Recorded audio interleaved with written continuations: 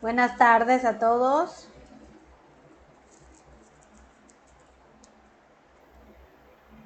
Buenas tardes. Buena.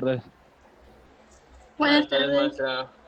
Buenas tardes, maestra. Buenas tardes, maestra. Buenas tardes, maestra.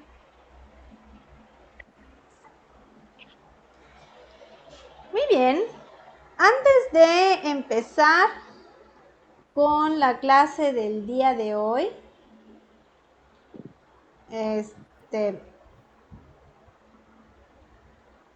Emanuel Salas, ¿estás seguro que debes estar en este grupo? No veo tu nombre en la lista.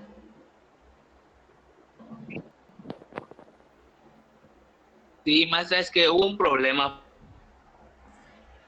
porque cuando nada lo de los grupos salí que estaba en el C, pero ya se había mandado el mensaje y la maestra, creo que es la coordinadora, es como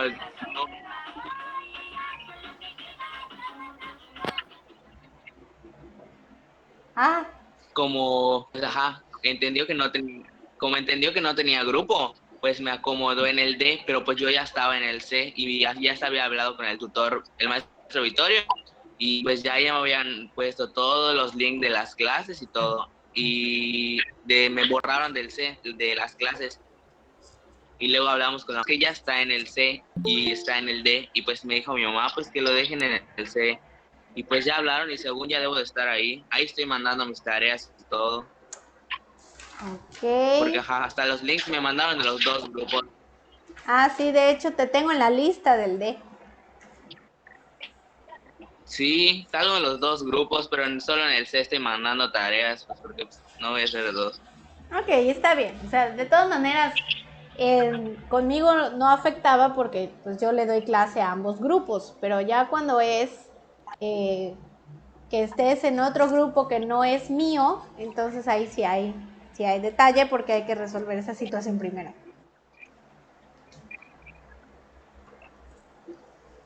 Ok, gracias. Gracias a ti, hijo. Bien, antes de comenzar la clase, quiero recordar a los que ya tomaron clase conmigo el año pasado. Quiero hacer el recordatorio. No pensé que fuera necesario, pero los de primer año me hicieron ver que sí es.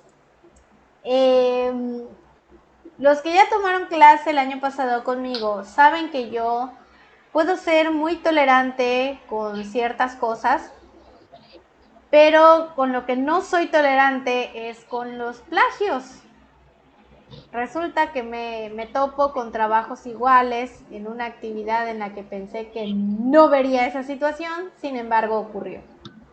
Entonces quiero recordarles y advertirles a los de nuevo ingreso o que nunca han tomado clase conmigo que yo esa situación, para empezar, no la tolero y para terminar, no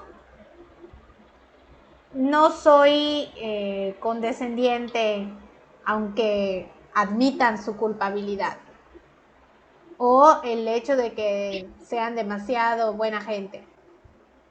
Yo veo trabajos iguales y anulo todos los trabajos iguales. Tampoco me pongo a ver de quién es y dar preferencias, no. Todos se van. Y aunque vengan y me lloren y me digan, no hay cambios. La actividad se anula por igual para todos los que estén iguales.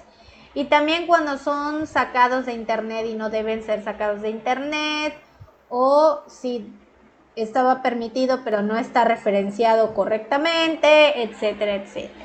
Entonces tienen que ser muy cuidadosos porque, como les dije, yo puedo tolerar que el trabajo llegue después de la hora o del día, que llegue mal, o sea, que no lo hagan como se les pidió, que haya algo incorrecto, pero no tolero el plagio. ¿Ok? Ya dejando esto en claro y haciendo el recordatorio pertinente, podemos empezar la clase del día de hoy. Solicito de la manera más atenta que saquen para tomar apuntes de lo más importante del tema del día de hoy.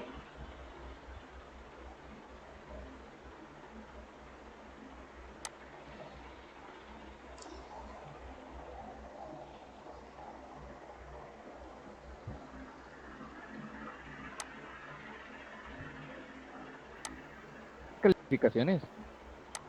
¿Mane? Va a dar calificaciones del hada. Todavía no, por eso lo estoy diciendo. Porque Ok. este proceso es un poco lento. Pobre alma que haya hecho eso. Es un poco lento en esta ocasión. Ustedes saben que yo soy muy rápida cuando se trata de calificar, pero en esta ocasión sí me está llevando tiempo porque pues, son muchos y hay mucho más trabajo del que había antes.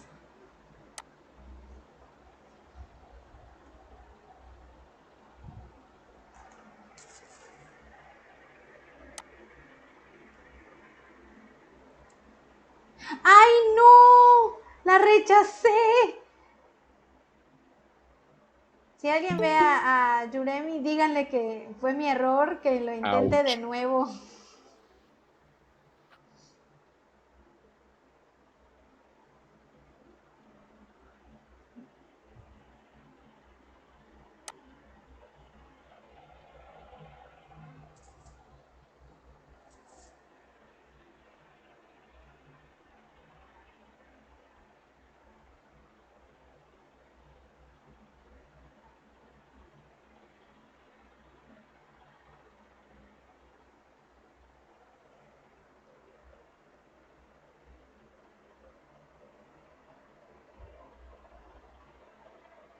¿Ya se puede ver?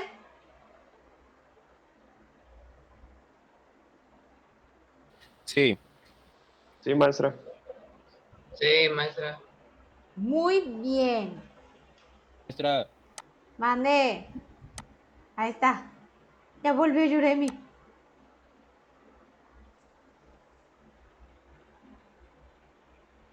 Listo. Bien, el día de hoy vamos a ver cuál es la diferencia entre un método y una técnica, y también vamos a ver los tipos de método que se utilizan en investigación.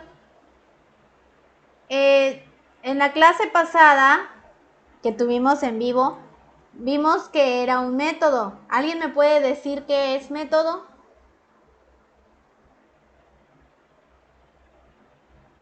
Como una forma de hacer algo o realizar, yo, profe. por ejemplo, cómo realizar un experimento. Cada quien tiene una forma de hacerlo. Muy bien, José, así es. ¿Quién más quiere participar? ¿Se podría decir Yo, que es como que siguiendo unos pasos para realizar dicha acción o algo que tú quieres hacer? Sí, claro que sí. Muy bien, el Rayleigh. proceso ordenado y específico.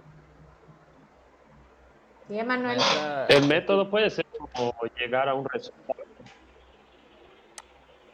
proceso y ordenado y específico que se aplica a la hora de conseguir un objetivo.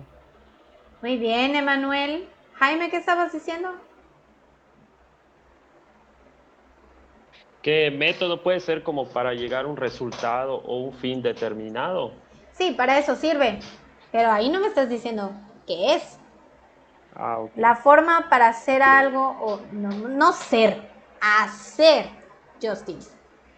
Pero sí recordamos bien que es un método. Ahora, ¿qué es una técnica?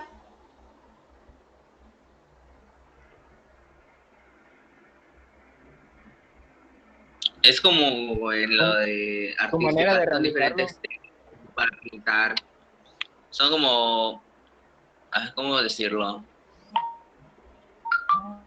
No sé, como son diferentes técnicas, o sea, para realizar las actividades. O sea, cada quien tiene su técnica de hacerlo. Cada quien lo hace de una manera distinta. Sí, me encanta que Nos les revolvemos. pregunto de técnica, o sea, que me definan técnica y se incluye la palabra técnica dentro de la definición. O sea, la técnica, pues o sea, hacemos diferentes técnicas. ¿Cómo es eso, Emanuel? No. Hay que repasar lógica para saber que eso no se puede. Y también hay algo que ya Como que escuché. subió y se resbaló y cayó. Algo así. Emanuel Salas y Emanuel Rivero dijeron algo, eh, y Justin también lo acaba de decir, que tiene que ver con la manera de hacer las cosas. O sea que básicamente me están diciendo que método y técnica es lo mismo.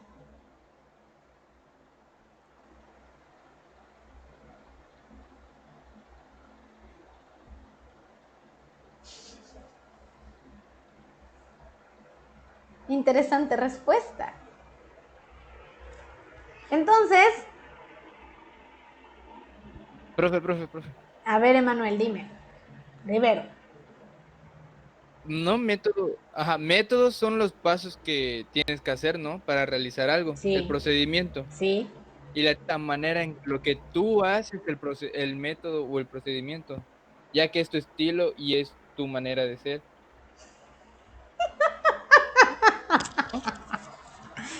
No, Sí, ¿no? Emanuel, no. Me estás Emanuel. diciendo exactamente lo mismo.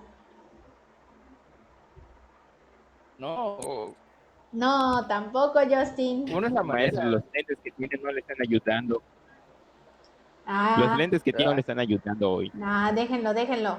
Está haciendo su intento, se está esforzando y eso es lo importante. A ver, alguien que me diga otra opinión sobre técnica, o sea, ¿qué es técnica?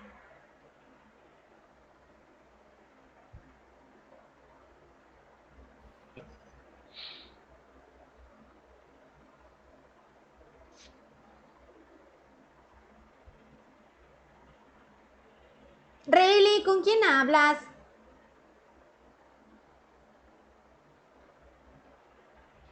Estoy pensando más en qué puedo decir. A ver, Jaime, dime.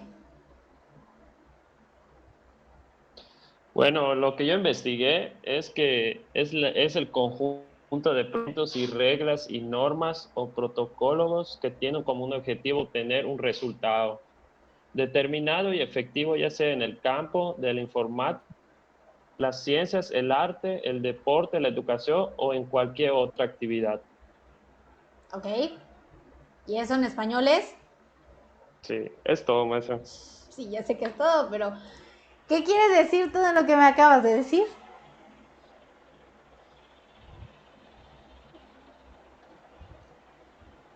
Conjunto de métodos. Eso es metodología. Quedamos en que eso es metodología. Vamos a A ver, Jaime, dejarlo. repítelo para ver qué se me ocurre. Vamos a dejarlo claro. Eso es lo que yo quería ver. ¿Qué tan claro lo tienen? Diferencia entre método y técnica. Fuera de la investigación científica, estos dos términos se usan de manera indistinta para referirse a lo mismo, como pudimos observar en este momento. O sea que prácticamente para ustedes método y técnica es lo mismo. Pero dentro de la investigación científica no es lo mismo. El método es el procedimiento, es la manera en la que vamos a llevar a cabo algo. La técnica es lo que voy a usar para realizar determinada parte del proceso, o sea que la técnica se incluye en el método. Si yo voy a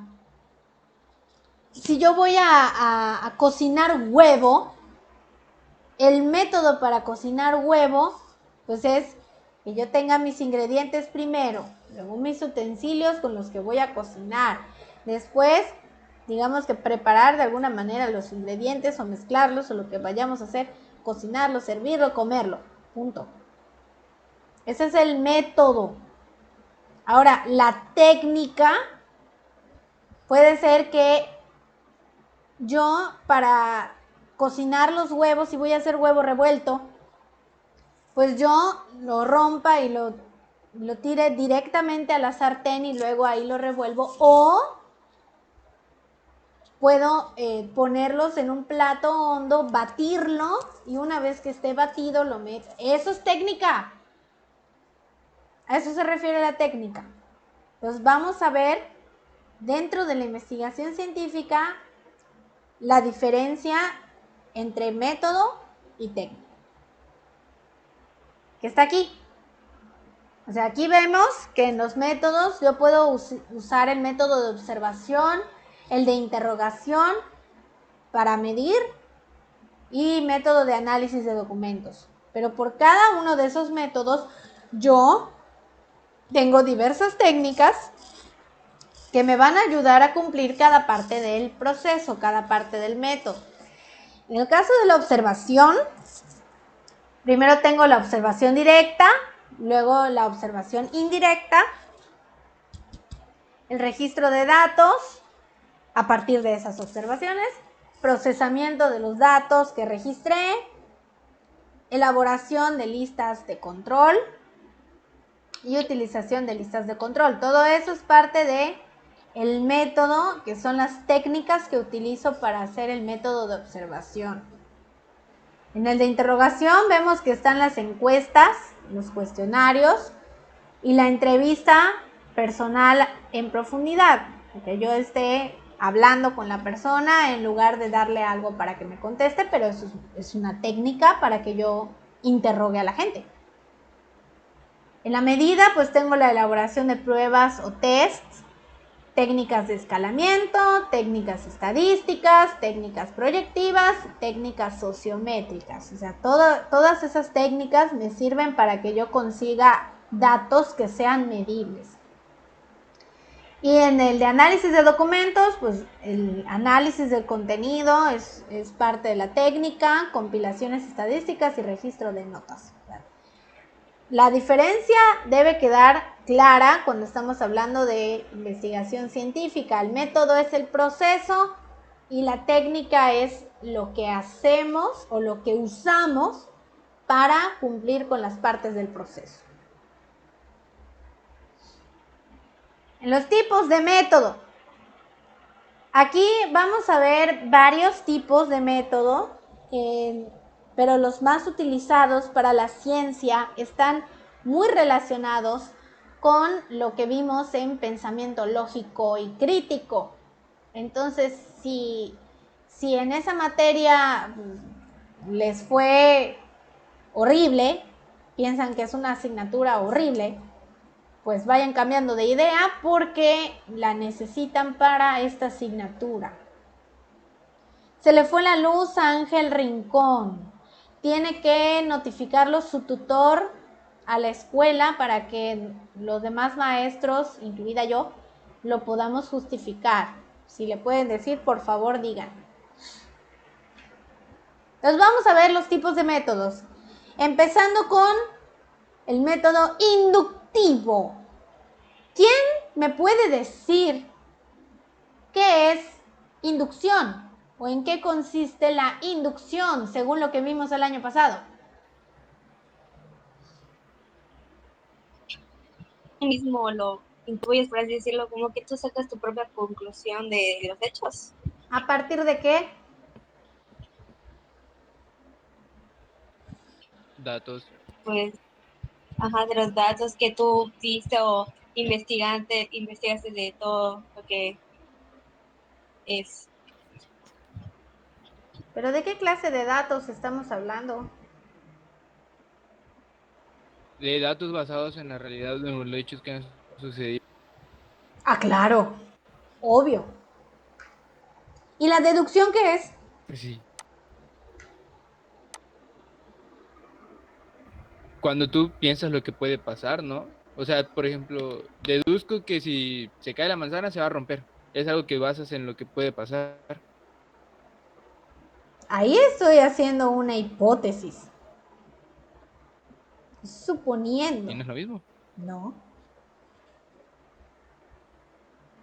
Ah. No estamos recordando entonces los razonamientos que vimos el año pasado, ¿verdad?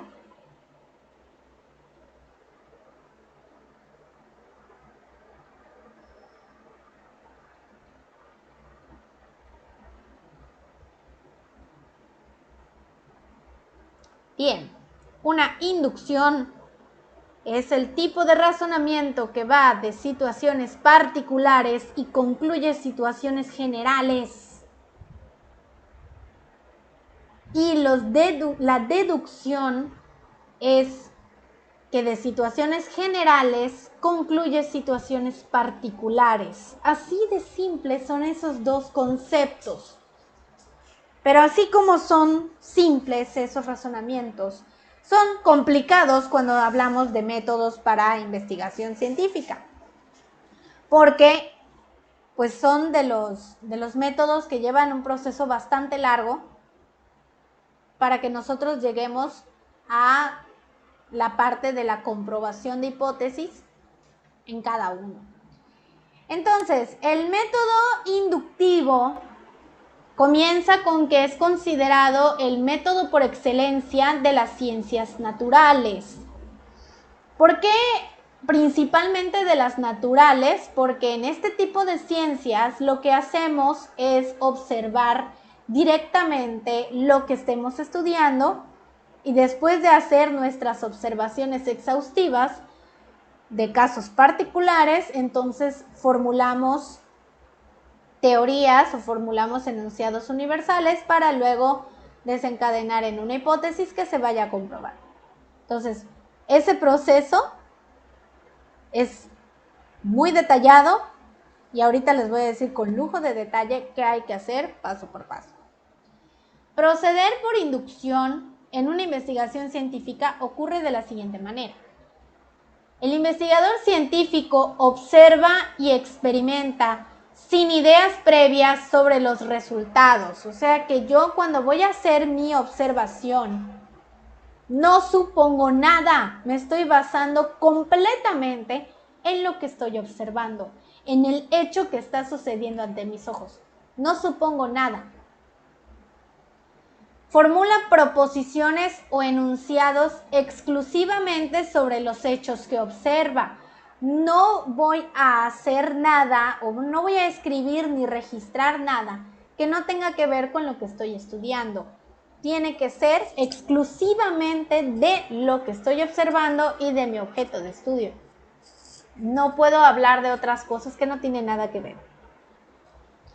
Por consiguiente, estos enunciados son particulares y verdaderos. Particulares porque es de un evento, un fenómeno, una situación que yo estoy observando. Verdadero porque yo estoy teniendo el contacto directo con ese fenómeno. Entonces yo estoy viendo qué está pasando realmente y puedo formular enunciados verdaderos. A partir de propiedades comunes en los enunciados particulares, el científico procede a formular enunciados universales, es decir, patrones que surgen en el conjunto de los hechos singulares. O sea, que yo cuando tengo mi hecho, mi situación que estoy observando y saco todos mis enunciados, o sea, registro todo lo que sucede, todo lo que observo, yo puedo sacar aspectos que tengan en común, o sea, algún patrón o alguna característica que se dé de manera común en cada cosa que yo anoté. Entonces, al hacer este análisis y ver qué es lo que tiene en común, las características o las situaciones que se den como si fuera un patrón, entonces de ahí yo puedo sacar los enunciados universales que son las teorías y que de esas teorías van a salir las hipótesis. Pero para llegar a esto hay que hacerlo también paso por paso, poco a poco y súper controlado y estructurado. La formulación de tales generalizaciones debe cumplir estas condiciones, como les dije. Si esas condiciones no se dan, entonces no podemos llegar a esto. La primera condición es que las observaciones particulares deben realizarse en diversas circunstancias, de modo que representen todas las condiciones de interés. O sea que yo no puedo observar ese fenómeno en la misma situación ni hacerlo todo igual. Entonces yo tengo que someter el fenómeno a otras circunstancias, hacer cambios y ver si aún con esos cambios tiene cuestiones en común. Para que yo pueda identificar los patrones, tengo que ver que sea en circunstancias diferentes, o incluso podrían ser fenómenos que se parezcan, que no sean iguales, pero que ocurran en diferentes situaciones y aún así encontrar lo que tienen en común. Eso es lo importante acá, que yo tenga variedad en lo que esté haciendo para que yo pueda sacar lo que ocurre de manera, como decir, que sea igual en todas las situaciones que yo observe, para que pueda sacar las conclusiones de manera más confiable. El conjunto de enunciados particulares debe ser amplio, o sea que no me puedo limitar a escribir una o dos cositas sobre lo que estoy observando. No, yo tengo que anotar absolutamente todo y debo tener una muy buena cantidad de enunciados para que yo pueda sacar lo que tienen en común y pueda hacer mis generalizaciones. Si no tengo una amplia gama de enunciados, entonces ¿cómo lo voy a hacer? ¿O cómo va a ser confiable mi información? Todos los enunciados particulares deben ser congruentes con el enunciado universal. Y eso pasa, y cuando veamos los objetivos, van a recordar esto que acabo de decir. Si lo que yo tengo en mis enunciados particulares dice algo diferente de lo que puse en mi enunciado universal, si no hay esa coincidencia, entonces no se puede llevar a cabo una buena generalización y lo que se compruebe va a ser equivocado. Entonces yo tengo que ver que lo que saqué como universal sea completamente fiel a lo que anoté en mis oraciones particulares. Deben coincidir. Si no hay esta coincidencia, entonces estaremos haciendo algo equivocado, o sea, sacando conclusiones equivocadas. A partir de la ley o teoría expresada en el enunciado universal, el investigador deduce o deriva predicciones o hipótesis. Hasta que yo no tengo todos los datos particulares y no saqué mi enunciado universal, yo no puedo suponer nada. Hasta que yo tengo el universal, que tengo mi teoría o la ley que vaya a comprobarse, no puedo suponer nada. Entonces, aquí yo ya puedo hacer una hipótesis porque ya tengo lo que necesito para hacer mi hipótesis. Estas predicciones o hipótesis se someten a verificación por medio de un contraste empírico. O sea que para que yo pueda comprobar si la hipótesis que resultó de la teoría que yo ya saqué es verídica o no lo es, tengo que hacer algún tipo de experimento o de hacer algo empírico para que yo pueda comprobar esto. De ley tiene que haber la verificación. Y se puede comprobar con experimentos, pero pues hay otras maneras también de hacer esta comprobación o esta verificación. Si el experimento o la observación confirma la hipótesis, proporciona evidencia empírica de que son verdaderas y así se confirma la ley o la teoría de la que se dedujeron tales proposiciones. O sea que sí, al hacer mi experimento o lo que yo haga, resulta que se confirma lo que dije en mi hipótesis, quiere decir que todo lo que yo hice de mi generalización también es verdadera. Si yo no confirmo la hipótesis o se confirma lo contrario a lo que yo dije, entonces no se confirma la teoría de donde salió esa hipótesis. En términos de los empiristas contemporáneos, el proceso metódico inductivo puede dividirse en dos etapas. La primera etapa es todo lo que vimos del procedimiento de observación, de anotación y de bla, bla, bla, que aquí está más detallado, pero básicamente es todo eso en la primera fase que se llama analítica. Ahí, como el nombre lo dice, pues hago un análisis parte por parte del fenómeno que estoy estudiando. Y la otra fase, que es la fase sintética, de síntesis, es donde yo, pues de todo lo que hice, pues ya hago mi conclusión y verifico. Ahí es cuando verifico la hipótesis y me apoyo del método deductivo. Estos tipos de método normalmente se ayudan entre sí, o sea, no se excluyen de que si uso el método inductivo, para nada puedo usar deductivo o al revés, no. En algún punto necesito del otro tipo para que yo pueda hacer lo que me corresponde. Entonces vamos a ver paso por paso qué hay que hacer en la fase analítica. Primero, la observación de los hechos.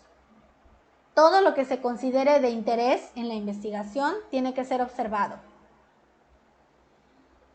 Registro cuidadoso de los hechos sin seleccionarlos y sin hacer valoraciones a priori, o sea, antes de la experiencia, acerca de su relevancia. Yo todo lo que observo lo anoto. No voy a ponerme a escoger qué voy a anotar y qué no. Es todo lo que yo vea se anota. Y tampoco voy a hacer suposiciones mientras estoy haciendo esas anotaciones. Me limito a lo que estoy observando y anoto. Análisis. Cuando terminas de hacer todas estas anotaciones, después te van sacando lo que nos puede servir, ¿no? Ajá, eso es parte del análisis y la clasificación. Cuando hago el siguiente paso, que es ese, clasifico lo que registré sin formular postulados y hipótesis. O sea, todavía no supongo nada. Estoy haciendo eso de qué es lo que me sirve, qué no me sirve, y de todo eso que sí me sirve, qué tanto tiene en común, para que yo pueda generalizar. El siguiente paso es la inferencia inductiva a partir de las propiedades comunes a todos los hechos para llegar a generalizaciones sobre las relaciones clasificatorias o causales entre los mismos. O sea que yo, ya que tengo esa información bien ordenada, clasificada y que me vaya a servir, entonces puedo concluir la parte general de todo lo que tiene en común esa información. Por último está la integración de esas generalizaciones o leyes dentro de teorías más amplias. O sea que yo, una vez que ya tengo mis enunciados universales, puedo incluirlos en las teorías ya existentes o incluso armar una nueva de la que voy a sacar una suposición o hipótesis. Y ya que hice todo esto, entonces ya puedo ir a la fase sintética, que es donde voy a comprobar y a justificar mi suposición o mi hipótesis. Y una vez que yo ya lo confirme, Este método tiene un objetivo, comprobar una hipótesis. Primero tenemos que tener una idea de lo que queremos hacer, después vamos a estas fases y ya una vez que terminamos con él, ya tengamos cerca de resultado, ya vemos si la hipótesis que teníamos se está cumpliendo, ¿no? Sí, pero recuerden que al principio del proceso no podemos suponer nada. Abril, no podemos tomar nada durante la sesión. No podemos suponer nada hasta que tengamos el enunciado universal. Cuando ya tenemos el enunciado universal, podemos hacer la hipótesis, no antes. Entonces, ya que tenemos la hipótesis, podemos comprobar, haciendo lo que tengamos que hacer para que se compruebe, pero ya lo podemos hacer. Y esa es la segunda fase.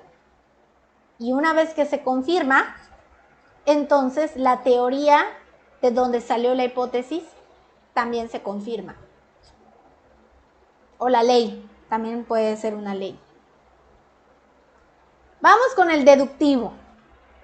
En el método deductivo, pues ya les había comentado que vamos de lo general a lo particular, o sea que va al revés de el método inductivo o del razonamiento inductivo en este caso. Entonces vamos a ver en qué consiste el método deductivo. Dice, este método está asociado al quehacer filosófico y científico desde su origen. O sea que siempre se ha utilizado este método en las ciencias. Se fundamenta en la noción de derivabilidad, es decir, de la derivación ordenada de enunciados a partir de otros, siguiendo un conjunto de principios lógicos de inferencia o reglas válidas de deducción. O sea que de un conjunto de enunciados es que nosotros vamos sacando lo que nos va, digamos que es lo que vamos a utilizar para sacar nuestras conclusiones particulares. Podemos distinguir dos tipos de métodos deductivos según la disciplina científica en que se aplique. Hablamos de disciplina científica por las ciencias. ¿De qué tipo son esas ciencias? Tenemos las ciencias formales y las ciencias fácticas.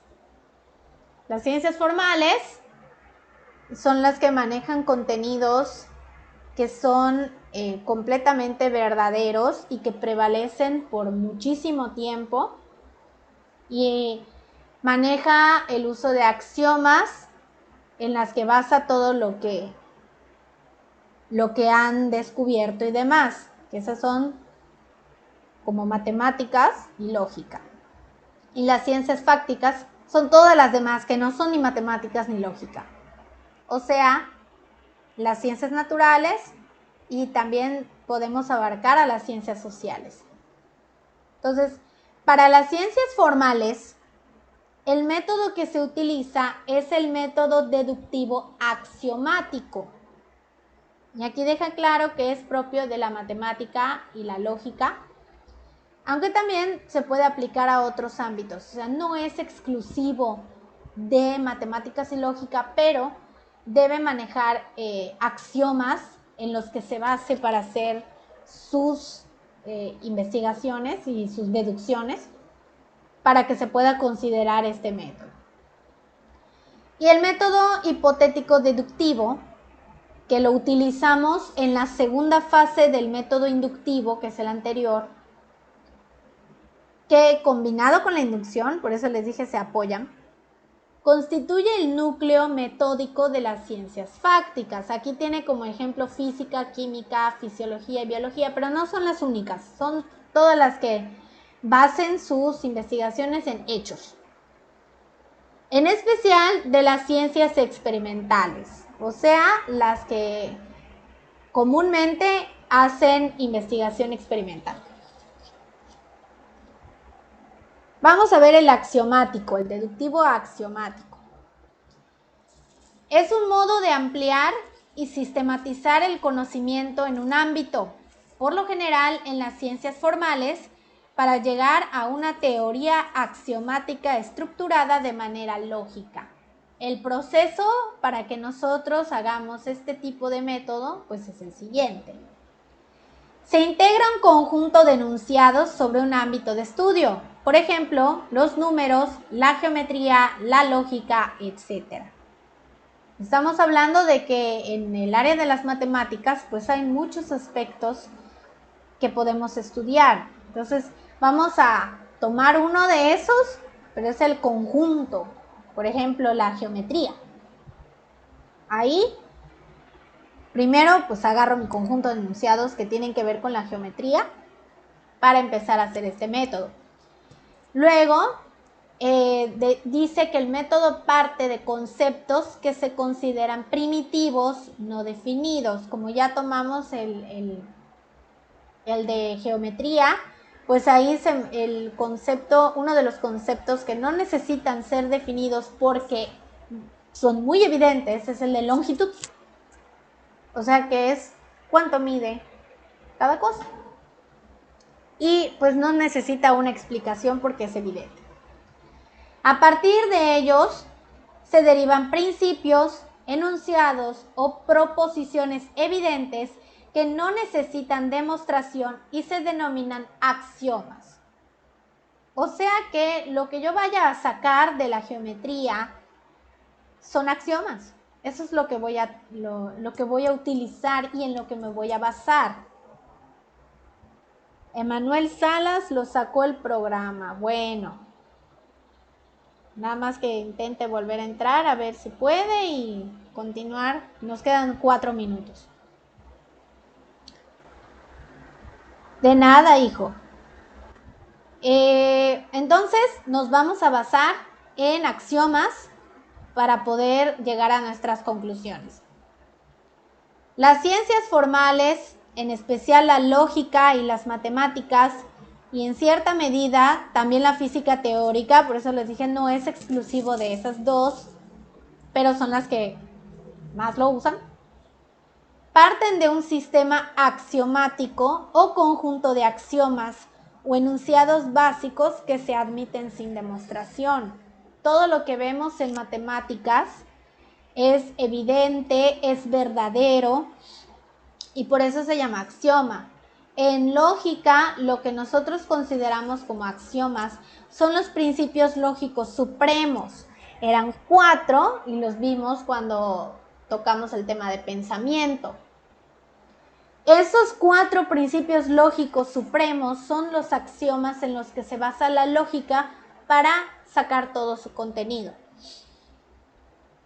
Además, el sistema incluye las reglas para combinar estos axiomas con el fin de deducir nuevos enunciados. O sea, no es nada más que agarremos los axiomas al azar y los vayamos combinando para que se formen los enunciados. No. Allá tenemos que seguir reglas que la misma ciencia y el mismo método impone. Entonces, hacemos esta combinación basándonos en esas reglas y lo que sale de esas combinaciones es lo que nosotros usamos para sacar nuestras hipótesis. Y es de los axiomas básicos y así. La conclusión de la secuencia se denomina teorema, como el de Pitágoras. Aquí les tengo la foto del teorema de Pitágoras. Entonces, cuando nosotros hacemos todo este proceso y llegamos a una conclusión en particular, esa conclusión se le llama teorema. Y estamos hablando de un caso en particular y en este caso, pues estamos viendo ya cuál es, conocidísimo y que ha prevalecido desde su creación por el señor Pitágoras. Vamos a dejarlo hasta acá, porque pues ya solo faltan 2 minutos. ¿Alguna duda hasta acá? Sí, ¿puedes repetir qué era un axioma? Un axioma es una verdad indudable y evidente. O sea que cuando estamos ante un axioma, desde que lo vemos sabemos qué es, y cuando comprobamos lo que dice, resulta verdadero en todas las ocasiones. O sea que casi no necesita mucho proceso científico para llegar a saber que lo que estamos viendo es lo que estamos viendo, ¿no? Exactamente. O sea, casi es así como que lo que ven tus ojos, eso es.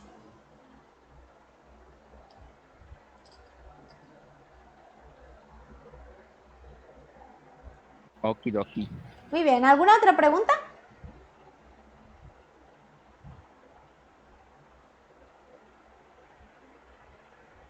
¿Seguros?